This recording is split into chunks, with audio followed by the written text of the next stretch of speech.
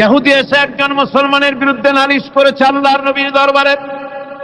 নবীজি সাক্ষ্য প্রমাণ নিয়ে সবকিছু শুনে মিলে রায় দিলেন ইহুদির পক্ষে, মুসলমানের বিপক্ষে। কারে কয় মিজান। তিনি চলে গেলেন হযরত ওমর রাদিয়াল্লাহু তাআলা আনহুর কাছে। কপাল কত খারাপ, তার কাছে গিয়ে বলছেন, ভাই ওমর, একটা বিচারের সানি করার জন্য আসছি। বলে, সানি আসছো আমার কাছে? পয়লা গেছিলা কার কাছে?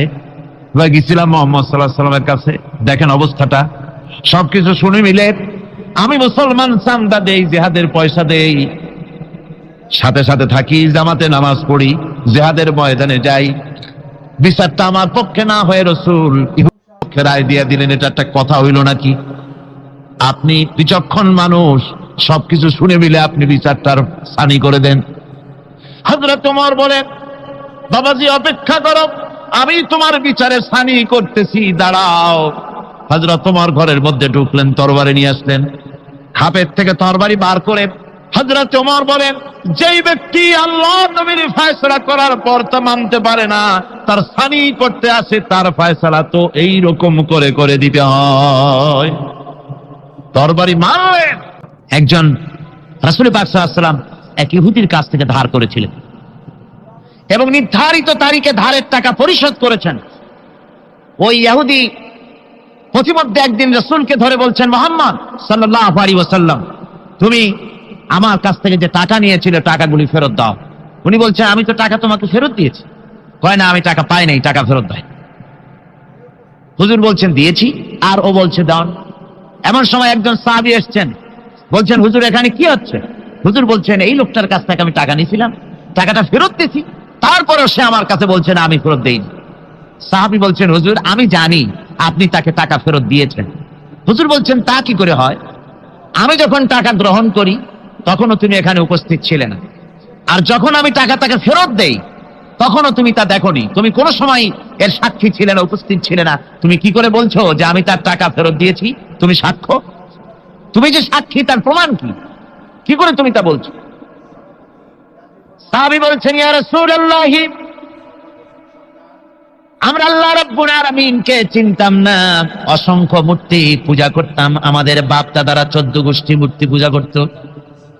আপনি বলেছেন এই মূর্তি পূজা চলবে না, এক আল্লাহর গোলামি করো, তার দাসত্ব করো। আল্লাহরে দেখি নাই। আপনার কথা মতো মা বাপের ধর্ম পরিত্যাগ করে, হাজার হাজার শত শত মূর্তিগুলিকে পরিত্যাগ করে এক অদেখা আল্লাহরে বিশ্বাস করেছি, দেখি নাই। আপনি বলেছেন ফেরেশতা আছে, দেখি নাই, বিশ্বাস করেছি। আপনি বলেছেন জাহান্নাম আছে, বেহেশত আছে, দেখি নাই, বিশ্বাস করেছি। আপনি বলেছেন হে দুনিয়া, এই জীবন জীবন নয়, আর একটা জীবন আছে, ওখানে আমাদেরকে উপস্থিত হতে হবে, জবাবদিহি করতে হবে আল্লাহর দরবারে। দেখি নাই, সাক্ষী পাই নাই, তবুও আপনার কথা মতো বিশ্বাস করেছি। হে আল্লাহর নবী, কোন সাক্ষ্য প্রমাণ ছাড়া শুধুমাত্র আপনার কথা মতো যদি এতগুলি বড় বড় কথা বিশ্বাস করতে পেরে থাকি, তাহলে ইহুদির এই মাত্র কয়েকটা টাকা ফেরত দিয়েছেন, এ কথা কেন বিশ্বাস করব না? অবশ্যই ফেরত দিয়েছেন, কোনো সন্দেহ নেই। গভীর রজনীতে আল্লাহর নবী ঘুমিয়ে আছেন। গভীর রাত্রে মক্কা শরীফে হযরতে জিবরাইল এসে বলেন, আসসালামু আলাইকা ইয়া রাসূলুল্লাহ, ইন্নাল্লাহা ইয়াকরাউকা সালাম। হুজুর, আল্লাহ আপনাকে সালাম বলেছেন। আর আমি দেখে এলাম আপনার ঘরের চতুর্দিকে কাফেরেরা তরবারি নিয়ে দাঁড়ানো। মেহেরবানি করে আপনি ঘুমের থেকে জেগে হিজরত করে মদিনায় চলে যান। নবীজি ঘুমের থেকে জাগলেন, হযরত আলীকে ডেকে বলেন, আলী রে, আমার বিছানার উপরে আরাম করে ঘুমায় থাকো, শুয়ে থাকো, আল্লাহর অর্ডার হয়েছে, আমি মদিনার দিকে চললাম। আমার ভাইরা, হযরত শেরে খুদা আলী রাসূলের দিকে তাকিয়ে বলেন, ইয়া রাসূলুল্লাহি, আপনার বিছানায় আপনার চাদর, আপনার কম্বলখানা গায়ে দিয়ে আমি শুয়ে থাকবো। সকালবেলায় কাফির বেঈমানেরা এই ঘরের মধ্যে ঢুকে আপনার বিছানায় আপনার চাদর মুড়ি দিয়ে আমি আলীকে তারা মুহাম্মদ মনে করবে, আর আমাকে মুহাম্মদ মনে করে তাদের তরবারি দিয়ে তারা আমাকে টুকরা টুকরা করে জমিন থেকে বিদায় করে দেবে। আমি আলীর দিলের মধ্যে কোনো দুঃখ কষ্ট থাকবে না, বরং আমার মনের মধ্যে এটাই তৃপ্তি হবে যে আমি আলীর জীবনের বিনিময়ে আল্লাহর নবী দুনিয়ায় বেঁচে আছেন। ভাইরা আমার, নবীজি ঘরের থেকে বেরোলেন, ঘরের থেকে বেরিয়ে দেখেন চতুর্দিকে কাফেরেরা, হাতে এক মুষ্টি বালু নিলেন, শাহাতিল ওযু করে দম করে বালুটা ছাড়া দিলেন। চতুর্দিকে কাফেরে দাঁড়ানো, কাফেরদের চোখে বালু চলে গেল। বালি চোখে গেলে অবস্থাটা কি হয় আপনারা জানেন। দুই হাত দিয়া চোখ রগড়াতেছে কাফেরেরা। নবীজি সরে গেলেন, একটা কাফেরও দেখতে পেল না কোন ফাঁকে নবী চলে গেলেন। পরবর্তী সময় আল্লাহ রাব্বুল আলামিন নবীকে ডেকে বলেন, ওয়া মা রামাইতা ইয রামাইতা ওয়ালাকিন্নাল্লাহা রামা। ও নবী, আপনি নিক্ষেপ করেন নাই যখন আপনি নিক্ষেপ করেছিলেন, আপনি শুধু বালুকণা ছেড়ে দিয়েছিলেন, আর আপনার ঘরের চতুর্দিকে কাফেরদের চোখে বালুকণা পৌঁছে দেওয়ার দায়িত্ব আমার হুজুরাত গ্রহণ করেছিল। সুবহানাল্লাহ, সুবহানাল্লাহ। আমার ভাইরা, নবীজি হযরত আবু বকরের বাড়িতে গেলেন, দরজায় গিয়ে আস্তে করে নক করেছেন। দরজায় গিয়ে আস্তে করে নক করলেন, ভিতর থেকে আওয়াজ এলো, কে? ভিতর থেকে লাব্বাইকা সাদাইকা বলে হযরত আবু বকর বেরিয়ে এলেন। আল্লাহর নবী জিজ্ঞাসা করলেন, আবু বকর রে, এক ডাক দিলাম আর তুমি এক ডাকে সাড়া দিলে, তুমি কি ঘুমাও নাই?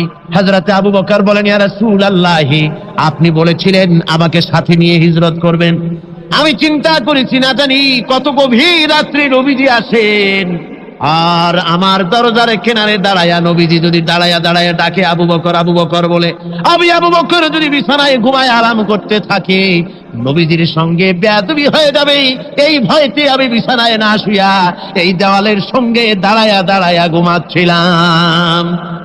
ভাইরা আমার, নবীজি হযরত আবু বকরকে নিয়ে চললেন, কাবার দিকে তাকালেন, বাইতুল্লাহ শরীফের দিকে তাকায়া নবীজি চোখ থেকে দর দর করে পানি পড়ে আর ডাকে বলে, রে খানায় কাবা, ওরে কাবা, বড় আশা ছিল তোর খেদমত করব প্রাণ ভরে, কিন্তু তোর নিষ্ঠুর সন্তানেরা তোর কাছে আমারে থাকতে দিল না রে।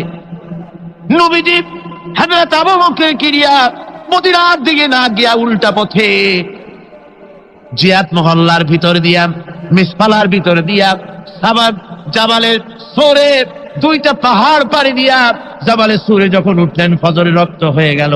হযরত আবু বকর বলেন, হুজুর, গুহার একটা পায়া গেছি, এর মধ্যে ঢুকি, তা না হলে কাফেরেরা দেখে ফেলবে।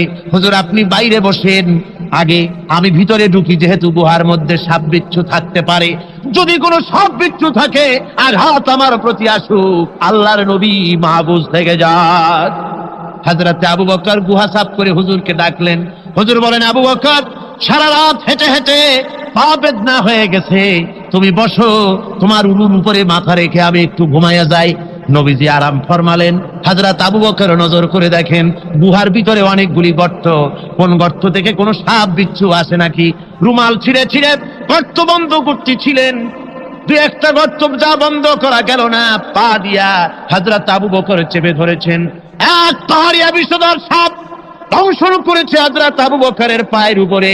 হযরত আবু বকর বিষের যন্ত্রণায় চোখ দিয়া দর দর করে পানি পড়ে। হুজুর সঙ্গে সঙ্গে মুখ থেকে থুতু মোবারক বার করে সাপে কাটা জায়গায় থুতু মোবারক লাগিয়ে দিলেন, যন্ত্রণা বন্ধ হয়ে গেল। হযরতে রাসূল বলেন, আবু বকর, এত সময় কষ্ট করলে কেন? আগে আমারে বলো নাই কেন? তাহলে তাড়াতাড়ি সেরে যেত, এত কষ্ট তোমার হতো না। হযরত আবু বকর বলেন, ইয়া রাসূলুল্লাহ, এটা তো সাপে কাটার যন্ত্রণা, এর থেকে বেশি যন্ত্রণাও যদি আমার হতো, যন্ত্রণার চোটে যদি আমার কলিজা ছিঁড়েও যেত লাগতো, তবুও আল্লাহর নবী আরাম ফরমাচ্ছেন, নবীর আরামের ভিতরে আমি বিঘ্ন ঘটাতে পারতাম না।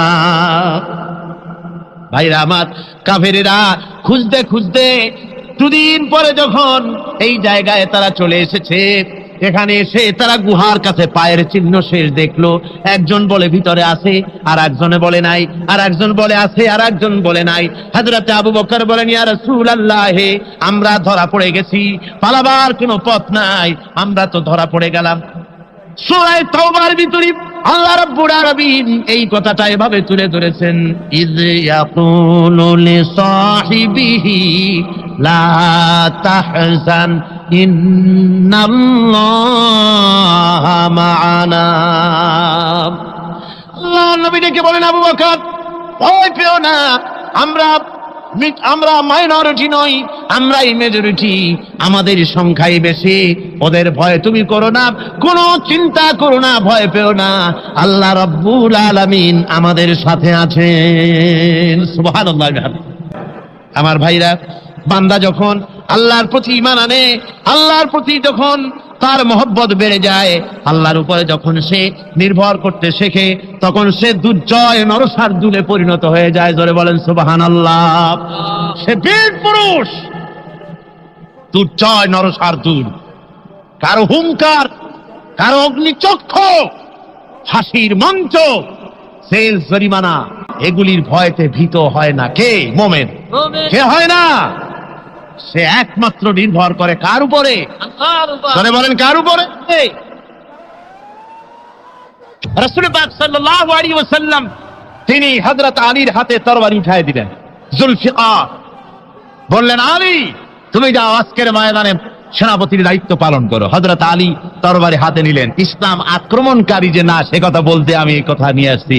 হযরত আলী গেলেন, যায় মুরাহহাবের সামনে পড়েছেন। মুরাহহাব হলো, হাদিসে এসেছে, মুরাহহাব হচ্ছে কাফেরদের নেতৃত্ব দিচ্ছে।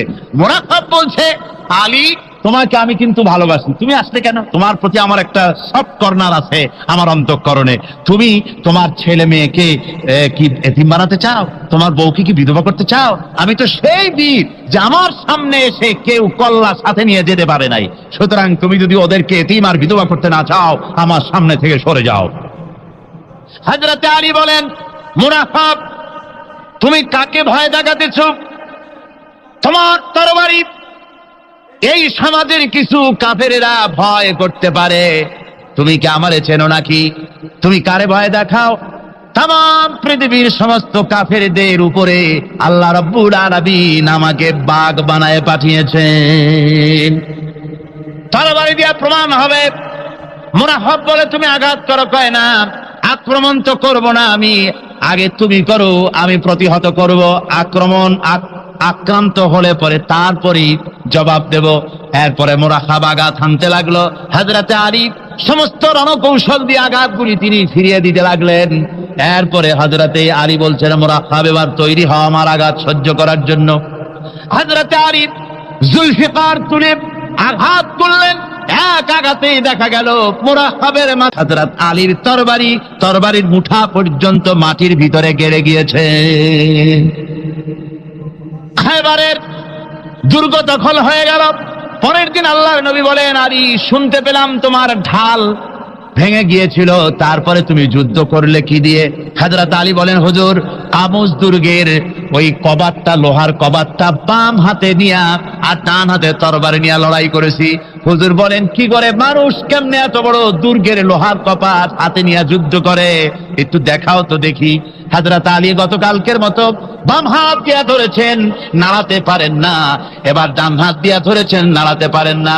ডান আর বাম দুই হাত দিয়া সমস্ত শক্তি দিয়ে এমন জোরে টান মেরেছেন, প্রতিটি লোমকূপের গোড়া থেকে ঘাম বেরিয়ে এসেছে, এক চুলো নড়াতে পারেন নাই। হযরত আলীর মুখখানা মলিন হয়ে গেছে লজ্জায়।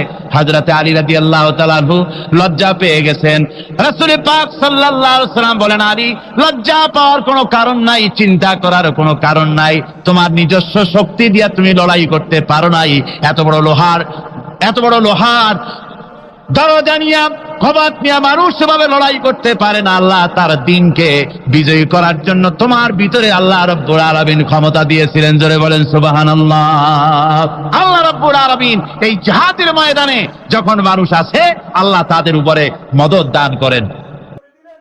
3000 সৈন্য নিয়ে সাহাবায়ে কেরাম আর এই সেনাপতি সব চললেন। মতার প্রান্তরে লড়াই হলো। এই লড়াইয়ের ময়দানে হযরতে যায়েদ অনেকগুলি কাফির সৈন্যকে জাহান্নামে পাঠিয়ে দিয়ে তিনি নিজেও শহীদ হয়ে গেলেন। এবার জাফর হাতে তরবারি আর এক হাতে ঝান্ডা নিয়ে এগোচ্ছেন সামনের দিকে। কাফেরেরা হযরত জাফরকে ঘিরে ফেলে দিল। আমার বন্ধুগণ, কাফেরেরা ঘিরে ধরে তরবারির আঘাত করলো জাফরের ডান হাতে। এই কাঁটা দুইটা হাত দিয়ে বুকের সাথে হযরতে জাফর ইসলামের পতাকাটাকে জড়ায় ধরলেন।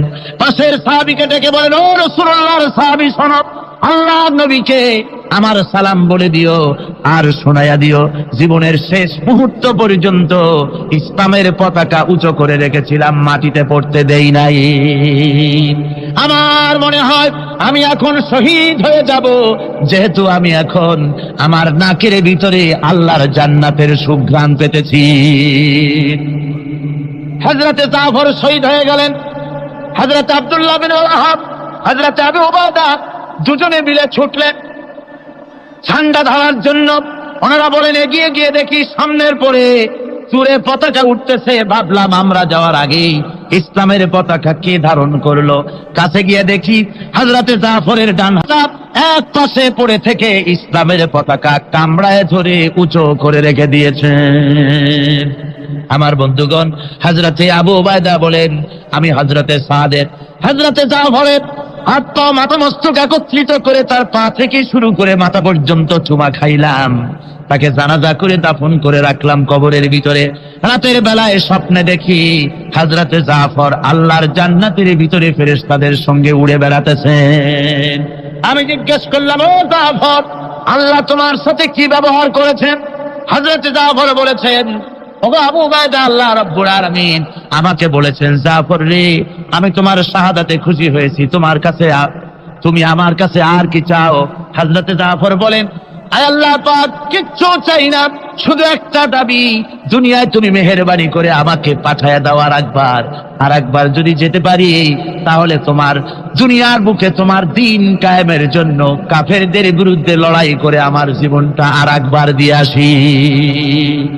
আমার বন্ধুগণের জন্য আল্লাহ রাসূল বলেছেন, হাদিস শরীফে এসেছে, আমার ইচ্ছে হয় জিহাদ করি, শহীদ হই, আবার যদি জিন্দা হই, আবার জিহাদ করি, শহীদ হই, আবার যদি জিন্দা হতে পারি তাহলে আবার জিহাদ করি, আবার শহীদ হই। যেহেতু শাহাদাতের মওতের মতো এত বড় মর্যাদা সম্পন্ন মওত আর পৃথিবীতে হতে পারে না। আমার ভাইরা, ইসলামের জন্য জান দেওয়ার জন্য, মাল দেওয়ার জন্য সাহাবায়ে কেরাম এভাবে প্রস্তুত ছিলেন। নিজেদের জীবন তারা আল্লাহর সামনে নজরানা পেশ করেছেন, শহীদ হয়েছেন, আল্লাহ দ্বীন কায়েমের জন্য তারা প্রচেষ্টা করেছেন। ইসলামকে প্রতিষ্ঠিত করার জন্য প্রয়োজন রয়েছে জিহাদের। কিসের প্রয়োজন? কিসের? জিহাদের প্রয়োজন। সেই জিহাদ করতে কি আপনারা তৈরি আছেন? জিহাদের জন্য তৈরি আছেন? সেই জিহাদ কিন্তু সেই জিহাদ মানে কি? সেই জিহাদের আবার অপব্যাখ্যা করা হয়েছে। জিহাদের অপব্যাখ্যা করা হয়েছে এইভাবে যে, ওয়ালাকিন কালামদার কাফে দুশমনাস, দুশমনের হাতে কলম ছিল, ওরা যেমন খুশি আমাদের ইতিহাসকে চিত্রিত করেছে। ওরা বলেছে ইসলামের ইতিহাস থেকে তরবারি আর রক্তের গন্ধ আসে, কিন্তু আসলে জিহাদের অর্থ তো তরবারির যুদ্ধ নয়। জিহাদের অর্থ হচ্ছে যে কোনো উদ্দেশ্যকে সফলতায় পর্যবসিত করার জন্য যে প্রাণান্তকর প্রচেষ্টা করা হয়, ওই প্রচেষ্টার আরবি নাম হচ্ছে জিহাদ। জিহাদ যেটাকে বলা হয়েছে ওটা হচ্ছে যে কোন উদ্দেশ্যকে সফলতায় পৌঁছাবার জন্য যে চেষ্টা, ওই চেষ্টার নাম জিহাদ। তবে এই চেষ্টা করতে গিয়ে যখন বাধা আসে সশস্ত্র, ওই সশস্ত্র বাধার মোকাবেলা সশস্ত্রভাবে করা যেটা, ওইটা হচ্ছে জিহাদের চূড়ান্ত রূপ। কথা বুঝেছ? ইসলাম প্রথমে কাউকে আক্রমণ করে না। ইসলাম প্রথমে কাউকে আক্রমণ করে না, আক্রান্ত হলে পরে তারপরে এর জবাব দেয়। ঠিক কিনা? দেখেন না, হযরত আলী রাদিয়াল্লাহু তাআলা আনহু ওই যে খায়বারের যুদ্ধে, সেইখানে কেউ খায়বারের এই দুর্গ মুসলমানদের হাতে আসে না, প্রতিদিন যুদ্ধ হচ্ছে, অথচ যুদ্ধে কোনো ফলাফল দেখা যাচ্ছে না। ফজরের এশার নামাজের পর হুজুর বলছেন, ও সাহাবীরা, আগামীকাল আমি এমন এক ব্যক্তির হাতে ইসলামের ঝান্ডা তুলে দেব যাকে আল্লাহ এবং আল্লাহ রাসূল বেশি ভালোবাসেন, এবং তিনিও আল্লাহ এবং আল্লাহ রাসূলকে বেশি ভালোবাসেন, আর তার হাতেই বিজয় হবে। হযরত ওমর রাদিয়াল্লাহু তাআলা আনহু বলেন, আমার এরকম পেরেশানির রাত জীবনে আর কখনো গেছে কিনা জানি না। আমি সারা রাত পেরেশান ছিলাম যে ওই ব্যক্তিকে আমি হতে পারবো। ফজরের নামাজের পর আল্লাহর নবী বলছেন, সাহাবীরা, আমার আলী কোথায়, তাকে দেখছি না কেন? সবাই বলছেন, হুজুর, হযরত আলীর চোখ উঠেছে, তাই নামাজের জামাতে শরীক হতে পারেন নাই। হুজুর বলেন, তাকে নিয়ে আসো। দুজন সাহাবীর কাঁধের উপরে ভর করে হযরত আলী এলেন। হুজুর সাল্লাল্লাহু আলাইহি ওয়াসাল্লাম তার মুখের থুতু মোবারক নিয়ে হযরত আলীর চোখে লাগিয়ে দিলেন, সাথে সাথে আগের থেকেও ভালো দৃষ্টিশক্তি সম্পন্ন হয়ে গেলেন। সুবহানাল্লাহ। আমার ভাইরা, জিহাদের ভিতরে সাহাবায়ে কেরাম আল্লাহর জান্নাতে যাওয়ার জন্য তারা জিহাদ করেছেন। তারা দেশ দখলের জন্য জিহাদ করেন নাই, দিন প্রতিষ্ঠার জন্য লড়াই করা ফরজ। দিন প্রতিষ্ঠার জন্য লড়াই করা কি? জোরে কোন কি? আর এই ফরজ দায়িত্ব পালন করতে গিয়ে যদি কেউ মারা যায় তাহলে কোথায় যাবে? কোথায় যাবে? ওই শাহাদাতের মত হচ্ছে একটা সেতু, একটা সেতু বা একটা ব্রিজ, একটা সাঁকো, এপারে দুনিয়া, ওপারে আল্লাহর জান্নাতুল ফেরদাউস। জোরে বলেন সুবহানাল্লাহ। এই জন্য হযরত ওমর ফারুক রাদিয়াল্লাহু তাআলা আনহু সব সময় দোয়া করতেন, আল্লাহুম্মা রযুকনি শাহাদাতান ফি সাবিলিক ওয়াজআল মাউতি ফি বালাদি রাসূলিক। আল্লাহ রাব্বুল আলামিন, আমাকে রাসূলের শহরে মওত দাও আর আমাকে তোমার দ্বীনের রাস্তায় শাহাদাত মঞ্জুর করো। জোরে বলেন আমিন। এটা আমাদের দোয়া, আমারও দোয়া, আমার সারা জীবনের স্বপ্ন, সারা জীবনের স্বাদ, আল্লাহ যেন শাহাদাতের মওত নসিব করে দেন। জোরে বলেন আমিন। এর থেকে উন্নত মানের মওত আর নাই। ওই প্যারালাইসিস হয়ে বিছানায় পড়ে তড়পায় তড়পায় মরার কোনো দাম নাই। দুনিয়ার বুকে বিড়ালের জিন্দিগি বছর করার 500 বছর বেঁচে থাকার দাম নাই। সিংহের মতো 1 সেকেন্ড বেঁচে থাকার দাম আছে, ঠিক কিনা? আর মওত, প্লীহা, যকৃত, typhoid, paralysis, diabetes, heart attack, kidney পচে যাওয়া, হাবিজাবি মওতের চাইতে আল্লাহর রাস্তায় জিহাদ করে শাহাদাতের মওত সর্বশ্রেষ্ঠ মওত। জোরে কান সুবহানাল্লাহ। আল্লাহ পাক বলেন, وهو الذي جعل الليل والنهار خلفة لمن أراد أن يذكر أو أراد شكورا। আর আমি দিন এবং রাতকে একে পরস্পরের স্থলাভিষিক্ত বানিয়েছি যারা শুকর আদায় করবে আর যারা এর দ্বারা জ্ঞান অর্জন করবে তাদের জন্য। অর্থাৎ তারা এগুলি দেখে মনে করবে যে এগুলি খালি খালি না। এই যে রাত আসতেছে, দিন আসতেছে, দিন এবং রাত্রের এই যে পরিবর্তনটা, এর মধ্যে রয়েছে নিদর্শন। সূরা আলে ইমরানের মধ্যে আল্লাহ পাক বলেন, ইন্না ফি খালকিস সামাওয়াতি ওয়াল আরদি ওয়াখতিলাফিল লাইলি ওয়ান নাহার লাআয়াতিন লিউলিল আলবাব। যারা নিশ্চয়ই আমার এই সৃষ্টি রহস্য সম্পর্কে, দিন এবং রাতের পরিবর্তনের ব্যাপারে যারা চিন্তা করে, গবেষণা করে, তাদের জন্য আমি অনেক কিছু চিন্তার বিষয়ের মধ্যে রেখে দিয়েছি। তারা এসব আমার সৃষ্টি নৈপুণ্যতা দেখে তারপরে তারা হতবাক, বিস্ময় বিমুখ হয়ে তারা বলে, এগুলি দেখে আর বলে, আল্লাযীনা ইয়াযকুরুনাল্লাহা কিয়ামান ওয়া কুউদান ওয়া আলা জুনুবিহিম ওয়া ইয়াতাফাক্কারুনা ফি খালকিস সামাওয়াতি ওয়াল আরদ। তারা বসা অবস্থায়, দাঁড়ানো অবস্থায় আমার প্রশংসা করে আর বলে, রব্বানা মা খালাকতা হাযা বাতিলান সুবহানাকা ফাকিনা আযাবান নার। আয় আল্লাহ পাক, তুমি কোনো কিছু খেল তামাশার বিষয়বস্তু করে তৈরি করো নাই, অতএব জাহান্নামের শাস্তি থেকে তুমি আমাকে রক্ষা করো। আল্লাহর নবী বলেছেন, আল্লাহর সৃষ্টি নৈপুণ্যতা সম্পর্কে যদি কোনো বান্দা 1 ঘন্টা চিন্তা করে, 1 ঘন্টা যদি গবেষণা করে, চিন্তা করে, রব্বুল আলামিন তার আমলনামায় 60 বছরের নফল ইবাদতের সওয়াব লিখে দেন। জোরে বলেন সুবহানাল্লাহ। আল্লাহ পাক এই সমস্ত কথা বলে এখন ওই ফর্মুলা বলতেছেন যে আসলে আমার বান্দা হওয়ার জন্য, খাঁটি বান্দা হওয়ার জন্য তার কয়েকটি বৈশিষ্ট্য থাকতে হবে। আল্লাহ পাক এখানে 8টি বৈশিষ্ট্য বর্ণনা করেছেন। আল্লাহর খাঁটি বান্দা হওয়ার জন্য বৈশিষ্ট্য কয়টা লাগবে? 8টি। বেহেশত কয়টা? বেহেশত কয়টি? আল্লাহ পাক বৈশিষ্ট্য বানিয়েছেন 8। এখানে 8টি বৈশিষ্ট্যের কথা বলা হয়েছে। মহান আল্লাহ রাব্বুল আলামিন বলেন, ওয়া ইবাদুর রাহমানিল্লাযীনা ইয়ামশুনা আলাল আরদি হাওনান ওয়া ইযা খাতাবাহুমুল জাহিলুন ক্বালু সালামা। রহমানের খাঁটি বান্দা তারা, রহমানের আসল বান্দা তারা যারা নাকি জমিনের উপর থেকে যখন হাঁটে খুব বিনয় বিনম্রতার সাথে তারা চলে। ওয়াইদা খাতাবাহুমুল জাহিলুন, আর যখন জাহিলরা তাদের সঙ্গে কথাবার্তা বলতে আসে তখন তারা তাদেরকে বলে, তোমাদের প্রতি সালাম, এই বলে তারা চলে। অর্থাৎ এই 8টি বৈশিষ্ট্যের প্রথম বৈশিষ্ট্য ধরা হয়েছে চালচলনকে। ইমানদার খাঁটি বান্দা যারা, তাদের চাল চলন সম্পর্কে প্রথম বৈশিষ্ট্য ধরা হয়েছে। তার মানে হচ্ছে নির্লজ্জ, স্বৈরাচার, মাস্তান, গুন্ডা, বদমাশ, অত্যাচারী, এদের চাল চলন এক ধরন। আবার অন্যদিকে ব্যক্তিত্ব সম্পন্ন, মর্যাদাবান, এরপরে শিক্ষিত, ভদ্র, মার্জিত, তাদের চালচলন ভিন্ন ধরনের। এই দুই শ্রেণীর চালচলন কি একরকম হয় নাকি? একরকম হয় না। তার কারণ হচ্ছে ব্যক্তির চালচলনের মাঝেই তার অবস্থাটা বোঝা যায় যে আসলে লোকটি কেমন। আল্লাহ রাব্বুল আলামিন এই কথার দ্বারা এটা প্রমাণ করতে চান যে মুমিন বান্দা যারা হবে, আল্লাহর হবে, তাদের পরিচয় দেওয়া লাগবে না। তাদের চালচলন দেখে, তাদের হাঁটা দেখে, তাদের চলা দেখে, তাদের বলা দেখে, তাদের আচরণ দেখে লোকেরা বুঝতে পারবে যে ইনি হচ্ছেন আল্লাহর একজন খাঁটি বান্দা, একজন মুমিন ব্যক্তি, একথা বুঝতে পারবে। আর সে ব্যক্তি জমিনের উপরে চলবে বিনম্র ভাবে। কোরআনে কারিমে অন্য জায়গায় আল্লাহ রাব্বুল আলামিন বলেছেন, ওয়ালা তামশি ফিল আরদি মারহান ইন্নাকা লান তাখরিকাল আরদা ওয়া লান তাবলুগাল জিবালা তুলা। আমার জমিনের উপরে অহংকারের পদবরে হেঁটো না, আমার জমিনের উপরে অহংকার করে জমিনের উপরে হেঁটো না। তুমি জমিনের উপরে অহংকার করে হেঁটে পদাঘাত দিয়ে আমার এই জমিনকে ফাটায় দিতে পারবে না। আর তুমি লাভ দিয়ে আমার আকাশে, আমার পাহাড়ের উচ্চতাও তুমি ছাড়িয়ে যেতে পারবে না। অহংকার করে কেউ কি পায়ের আঘাত দিয়ে জমিনটাকে ফাটায় দিতে পারে? কি বলেন, পারবে? আর অহংকার করে লাভ দিয়ে পাহাড়ের উচ্চতাও কি কেউ ছাড়িয়ে দিতে পারবে? পারবে না। সুতরাং অহংকার, মুমিন ব্যক্তি যারা, তারা অহংকার করতে পারে না। অহংকার মুমিনের স্বভাব নয়।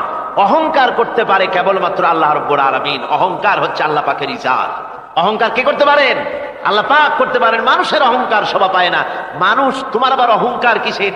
এক ফোঁটা নাপাক পানি দিয়ে যার জন্মের উৎস, এমন নাপাক পানি যা শরীর থেকে নির্গত হলে পরে গোসল করা ফরজ হয়ে যায়, এমন এক ফোঁটা নাপাক পানি যার জন্মের উৎস, তার অহংকার কি? অহংকার করবেন আল্লাহ রাব্বুল আলামিন। হাদিসে কুদসির ভিতরে এসেছে, আল্লাহ পাক বলেছেন, যে ব্যক্তি অহংকার করে সেজন্য আমার চাদর নিয়ে টানাটানি করে। জোরে কোন নাউযুবিল্লাহি মিন যালিক। সুতরাং মুমিন বান্দা যিনি হবেন, আল্লাহর খাঁটি বান্দা, রহমানের খাঁটি বান্দা, সে ব্যক্তি কখনো জমিনের উপর অহংকারের সাথে চলাফেরা করবে না, বরং তার চাল চলন হবে অত্যন্ত বিনম্র।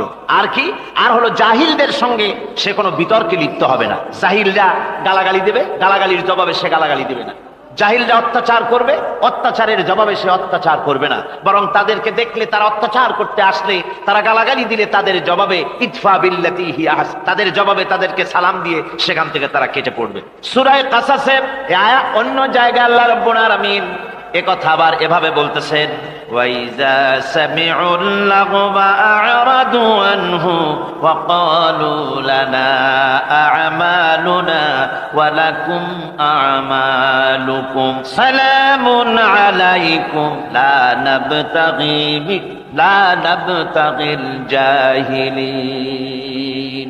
আল্লাহ পাক বলছেন যে যখন মুমিনেরা পরস্পরে মুমিনদের সাথে জাহিলদের যখন দেখা সাক্ষাৎ হয়ে যায়, যখন ঝগড়ায় লিপ্ত হতে চায়, তখন মুমিনেরা, যারা মুমিন বান্দা, আল্লাহর খাঁটি বান্দা, তারা বলবে যে তোমাদের আমলের প্রতিফল তোমরা পাবা, আমাদের কৃতকর্মের ফল আমরা পাবো। সুতরাং তোমাদের প্রতি সালাম, তোমাদের সাথে আমাদের কোনো সম্পর্ক নাই। ঝগড়াঝাটি না করে তারা ফিরে আসবে। আল্লাহ পাক এরপরে বলেন, ওয়াল্লাযীনা ইয়াবিতুনা লিরাব্বিহিম সুজদান ওয়া কিয়ামা। রহমানের খাঁটি বান্দা তারাই আরেকটি বৈশিষ্ট্য, তাদের এই 2 নম্বরের বৈশিষ্ট্য এবার বলা হচ্ছে। রহমানের, আল্লাহর খাঁটি বান্দার 2 নম্বরের বৈশিষ্ট্য সেটা হচ্ছে এই যে তারা রাত কাটায় তার রবের হুজুরে, আল্লাহর দরবারে সেজদা দিয়ে দাঁড়িয়ে থেকে কান্দাকাটি করে তারা রাত গুজরান করে। জোরে বলেন সুবহানাল্লাহ। আর এর বিপরীত যারা, তারা রাত কাটায়, রাতের বেলা মদ, জুয়া, সিনেমা, গান বাজনা, অশ্লীলতা, নাটক, হাবিজাবি, গল্প গুজব করে তারা তাদের রাত কাটায়। আর যারা মুমিন বান্দা, আল্লাহর বান্দা, যারা খাঁটি বান্দা, তারা এই রাত তারা আল্লাহর ইবাদতের ভিতর থেকে কান্দাকাটির মধ্য দিয়ে দাঁড়িয়ে দাঁড়িয়ে অথবা সেজদার ভিতরে তারা তাদের রাত কাটিয়ে দেয়। কোরআনে কারিমে আল্লাহ রাব্বুল আলামিন একথা এভাবে বলেছেন, তাতাজাফা জুনুবুহুম আনিল মাদাজি ইয়াদউনা রাব্বাহুম খাওফান ওয়া তামআ। আমার মোমেন বান্দারা তাদের পার্শ্বদেশ এবং পৃষ্ঠদেশ বিছানার উপরে বেশি রাত থাকে না। তারা তাদের রবের প্রতি রবের ভয়, আল্লাহর ভয়, আশা এবং আশা পোষণ করে। আর তারা আল্লাহকে ভয় করে তারা বিছান থেকে নিজের পিঠকে আলাদা করে নিয়ে তারা রাতের বেলায় আমার কাছে কান্দে, আমার কাছে দোয়া করে, তারা কান্দে, ইবাদত করে। সূরা যারিয়াতের ভিতরে রব্বুল আলামিন বলতেছেন, কানু কালিলাম মিনাল লাইলি মা ইয়াহজাউনা ওয়া বিল আসহারি হুম ইস্তাগফিরুন। আমার এই মুমিন বান্দাগুলি, আমার যারা তারা সারা রাত ঘুমায় না, রাতের একটা অংশ মাত্র তারা ঘুমায়, সারা রাত ঘুমায় না, একটা অংশ তারা ঘুমায়, আর বাকি অংশটুকুন শেষ রাত্রে তারা ওঠে আর আমার দরবারে তারা কান্দে, মাপ চায় আর কাঁদতে থাকে, চোখের পানি ফেলতে থাকে। আল্লাহ রাব্বুল আলামিন শেষ রাত্রে প্রথম আকাশে আসেন। হাদিস, প্রথম আকাশে আল্লাহ রাব্বুল আলামিন এসে দুনিয়ার মানুষকে ডাকেন, কে আছো? গুনাহ করে জীবন বোঝাই করে ফেলেছো, নাফরমানি করেছো, গুনাহ করেছো, অথবা বিপদে পড়েছো, ঋণগ্রস্ত হয়ে পড়েছো, অসুবিধায় পড়েছো, মামলা মকদ্দমায় পড়েছো, আমার কাছে মাপ চাও, আমার কাছে সাহায্য চাও। এই সময় যে সমস্ত বান্দারা কে হারাম করে আল্লাহর দরবারে কাঁদতে থাকে, তাহাজ্জুদের নামাজ আদায় করে যখন হাত তুলে কাঁদে, আল্লাহ পাক তখন এই দৃশ্য দেখে ফেরেশতাদের বলেন, ও আমার ফেরেশতারা, আমার ওই বান্দাগুলি কাঁদে কেন? সমস্ত মানুষ যখন ঘুমানো, এই বান্দাগুলি কাঁদে কেন বলো? ফেরেশতারা বলে, আল্লাহ তুমি তো ভালো করে জানো। ফেরেশতারা বলে, আল্লাহ পাক বলবেন, তবুও তোমাদের মুখ থেকে শুনতে চাই।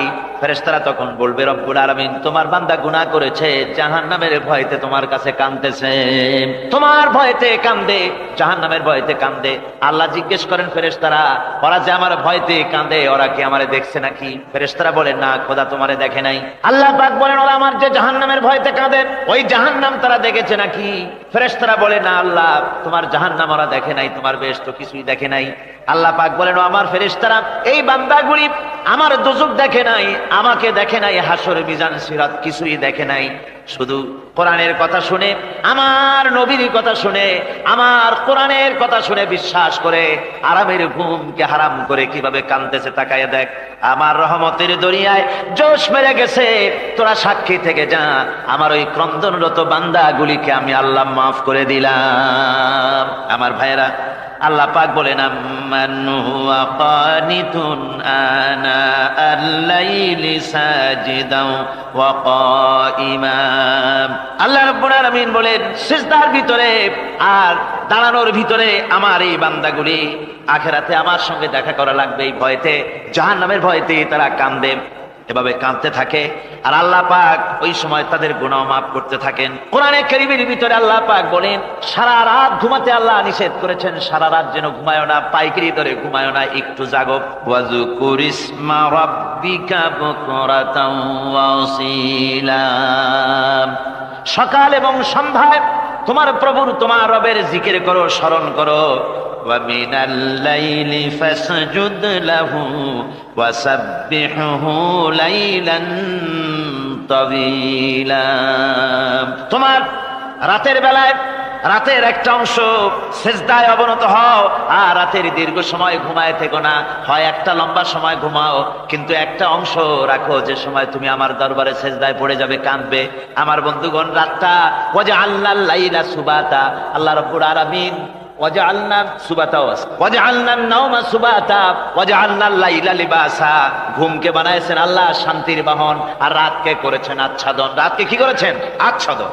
রাতকে একটা পর্দা লাগিয়ে দিয়েছেন, রাতের পর্দা। যেহেতু প্রেম ভালোবাসা ঢোল পিটায় করা যায় না, ঢোল পিটায় প্রেম করা যায় যায় না, মানুষকে দেখায় দেখায় প্রেম ভালোবাসা করা যায় না। এটা হলো দুনিয়ার রীতিনীতি, দুনিয়ায় যেটা মানুষেরা করে।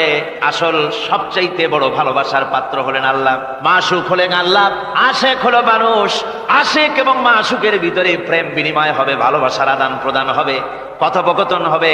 এজন্য দিনের কোলাহলপূর্ণ অবস্থায় তা হয় না বলে রব্বুল আলামিন বলেন, আমি তোমাদের জন্য রাতকে একটা আচ্ছাদন, একটা পর্দা বানায় দিয়েছি। এই রাতের পর্দার ভিতরে থেকে আমারে ডাকো, আমাকে, আমার কাছে তুমি আমাকে ডাকো, একটা লম্বা সময় নিয়ে আমাকে বলতে থাকো, আমাকে ডাকতে থাকো। আল্লাহ পাক তার নবীকেও বলেছেন, ইয়া আইয়ুহাল মুসাম্মিলু কুমিল লাইলা ইল্লা কালিলা। হে চাদর আচ্ছাদিত ব্যক্তি, রাত্রিকালে সালাতে দণ্ডায়মান থাকো, কিন্তু কম, সারা রাত জাগার দরকার নেই। একটা অংশ জাগো, যখন তুমি আমার জন্য কাঁদবে, আমার জন্য সেজদায় পড়ে থাকবে। রাসূল পাক সাল্লাল্লাহু আলাইহি সাল্লাম তাহাজ্জুদের নামাজি সেজদায় পড়ে থাকতেন, রাতে ঘন্টার পর ঘন্টা চলে যেতেছে। হযরত আয়েশা বলেন, আমি মনে করতাম সেজদায় এমন ভাবে রাসূল পড়েছেন আর ওঠেন না, আমার মনে হতো হুজুর বুঝি ইন্তেকাল করে গেছেন। আমি রাসূলের পায়ের আঙ্গুল ধরে আস্তে করে চাপ দিতাম, হুজুর তাতে একটু ব্যথা পেয়ে আঙ্গুল নাড়া দিতেন, তখন আমি মনে করতাম আল্লাহর নবী বিদায় হন নাই, বেঁচে আছেন। আবার কখনো দাঁড়িয়ে দাঁড়িয়ে নামাজের ভিতরে তেলাওয়াত করতে করতে রাত শেষ হয়ে যেত, আমার মনে হতো এই দাঁড়ানো থেকে হুজুর বুঝি আর রুকুতে যাবেন না। আবার যখন রুকুতে যেতেন মনে হতো এই রুকু থেকে আর বুঝি সেজদায় যাবেন না। আবার যখন সেজদায় যেতেন মনে হতো এই সেজদা থেকে রাসূল বুঝি আর উঠবেন না। সুবহানাল্লাহ। সাহাবায়ে কেরাম জিজ্ঞেস করতেন, হে রাসূল, হযরত আয়েশা জিজ্ঞেস করে, হে রাসূল, আপনি এত কাঁদেন কেন, এত ইবাদত করেন, এত রাত জাগেন? হযরত আয়েশা বলেছেন, আল্লাহর নবী দাঁড়িয়ে দাঁড়িয়ে তেলাওয়াত করতে করতে, দাঁড়িয়ে দাঁড়িয়ে নামাজ পড়তে পড়তে পাও মোবারক, কদম মোবারক এমন ভাবে ফুলে যেত, সকালবেলায় জুতার মধ্যে পাও ঢুকতো না। সুবহানাল্লাহ। এইভাবে রাসূল পাক কষ্ট করতেন। জিজ্ঞাসা করতে, এত ইবাদত কেন করেন? আপনার তো আগের পিছের সমস্ত গুনাহ আল্লাহ মাফ করেছেন, কোনো গুনাহ আপনার নাই, তবু আল্লাহ বলে দিয়েছেন নবী আপনার আগের পিছের সব মাফ, তারপরেও এত কাঁদেন কেন? আল্লাহর নবী বলেছেন, ও সাহাবীরাও, আমার স্ত্রীরা শোনো, আমি কি আমার বান্দার, আমি আমার আল্লাহর শুকরগুজারকারী বান্দায় কি আমি পরিণত হব না? যে আল্লাহ আমাকে এত নিয়ামত দিয়েছেন, আমি কি সেই আল্লাহর শুকরগুজার হব না? রাসূলুল্লাহ এভাবে কাঁদতেন। সুতরাং প্রত্যেকটি মুসলমানকে রাতের বেলায় আল্লাহর দরবারে হাত তুলে কাঁদতে হবে, মোনাজাত করতে হবে, রব্বুল আলামিন, যে গুনাহ করেছি, আমি যত গুনাহ করেছি, আমাকে তুমি নেয়ামত যা দিয়েছো, এই নেয়ামত তুমি না দিলেও পারতে। তুমি আমার ভাইরা, রাসূল পাক সাল্লাল্লাহু আলাইহি ওয়াসাল্লাম তিনি মদিনা মুনাওয়ারায় এসে প্রথম যে জিহাদের সম্মুখীন হলেন, ওইটার নাম কি? কোন জিহাদ? বদর। কোন জিহাদ? বদরের জিহাদ। সেই বদরের মাঠে জিহাদের জন্য রাসূল সাহাবীদেরকে তৈরি করতেছেন। তো আপনারা চিন্তা করেন বিষয়টা, জিহাদ করতে হবে, এই বদরে সাহাবীরা জিহাদ করবে কাদের বিরুদ্ধে? নিজের বাপের বিরুদ্ধে।